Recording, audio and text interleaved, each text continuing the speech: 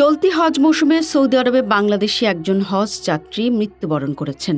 এটি এবারের হজে প্রথম কোনো বাংলাদেশের মৃত্যু। মোহাম্মদ নইমুদ্দিন মণ্ডল মঙ্গলবার মক্কায় মারা গেছেন। তার বয়স হয়েছিল ৭৫ বছর। নইমুদ্দিন মণ্ডল নামে ওই ব্যক্তির বাড়ি জয়পুরহাট সদর উপজেলায়। তিনি স্বাভাবিকভাবেই মৃত্যুবরণ করেছেন।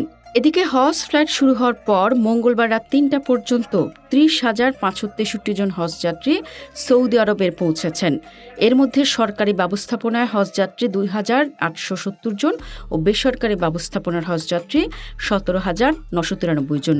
এখন পর্যন্ত সৌদি আরবে যাওয়ার ফ্লাইট পরিচালিত হয়েছে ৫১টি। গত ১৮ এপ্রিল বাংলাদেশ থেকে হজের আনুষ্ঠানিক যাত্রা শুরু হয়। এদিন ৪১৯ জন হজযাত্রী নিয়ে বিমান বাংলাদেশ এয়ারলাইন্সের প্রথম ডেডিকেটেড ফ্লাইট সৌদির উদ্দেশ্যে যাত্রা করে।